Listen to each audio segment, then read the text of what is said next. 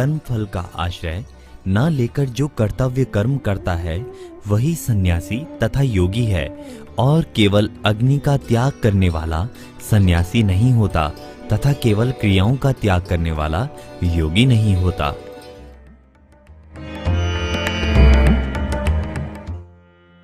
मनुष्य को किसी उत्पत्ति विनाशील वस्तु, व्यक्ति, घटना, परिस्थिति, क्रिया आदि का आश्रय नहीं रखना चाहिए। कारण कि जीव स्वयं तो नित्य निरंतर रहने वाला है, किंतु जिनका वो आश्रय ले रहा है वे उत्पत्ति विनाशील तथा सदैव परिवर्तन होने वाले हैं।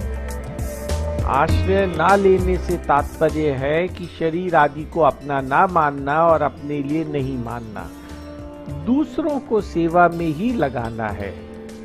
कर्म फल का आश्रय ना लेकर शास्त्र विहित कर्तव्य कर्म को निष्काम भाव से करने वाला ही सन्यासी और योगी है, ऐसा श्री कृष्ण इस श्लोक में कहते हैं। लोगों की प्रायः ये धारणा होती है कि जो क्रियाओं को त्याग कर वन में चला जाए अथवा निष्क्रिय होकर समाधि में बैठ जाए वही योगी है, परंतु भगवान यहाँ कहते हैं कि जब तक मनुष्य परिवर्तनशील वस्तुओं के आश्रय का त्याग नहीं करता, चाहे मन से भी उनसे संबंध जोड़े रखता है, वो योगी नहीं हो सकता है।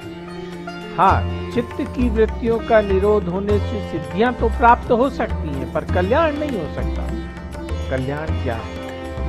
समस्त दुखों से सदैव के लिए छुटकारा पा जाना, अर्थात जन्म मृत्यु के चक्र से छूट जाना ही कल्याण है। संसार का स्वरूप है वस्तु, व्यक्ति और क्रिया। वस्तु मात्र की प्राप्ति या प्राप्ति होती है, व्यक्ति का संयोग वियोग होता है और क्रिया मात्र का आरंभ और अंत होता है। जो वस्तु, व्यक्ति और क्रिया तीनों के आश्रय का त्याग करके प्राप्त कर्तव्य का पालन करता है, वो सच्चा सन्यासी तथा योगी है। जो केवल अग्नि का त्याग करता है वो सच्चा सन्यासी नहीं है, और जो केवल क्रिया का त्याग करता है वो सच्चा योगी नहीं है।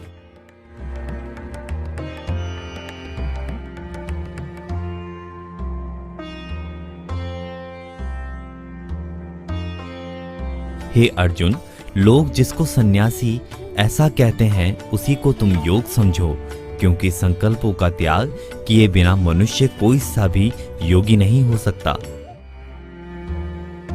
मन में जो स्फुरणाएं विचार आते हैं, उनमें से जिस स्फुरना के साथ मन चिपक जाता है वो संकल्प हो जाता है। उस संकल्प का त्याग किए बिना कोई भी मनुष्य योगी नहीं हो सकता, अपितु भोगी ही होगा। कारण कि भगवान से संबंध का नाम योग है, किंतु जिसके अंतःकरण में पदार्थों का जरा भी राग हो, वो पदार्थों से संबंध मानने के कारण भोगी ही होगा, योगी नहीं हो सकता।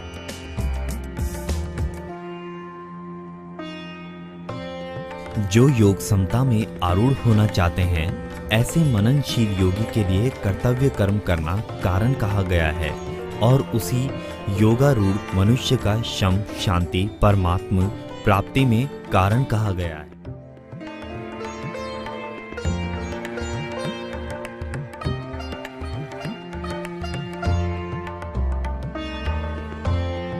योगारूढ़ होने में कर्तव्य कर्म कारण कहे गए हैं। क्यों कहा है?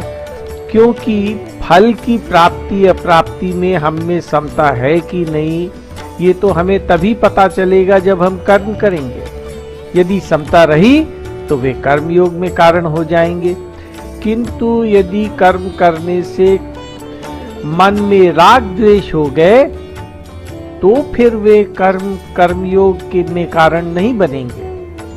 परमात्म प्राप्ति में कर्म कारण नहीं है, प्रत्युत कर्मों के संबंध विच्छेद से होने वाली जो शांति है वो भी कारण नहीं है, वो भी साधन है, सिद्धि नहीं है। क्योंकि यदि शांति को हमने अंतिम पड़ाव मान लिया तो फिर हम वहीं पर अटक जाएंगे और परमात्म प्राप्ति की ओर अग्रसर नहीं हो पाएंगे।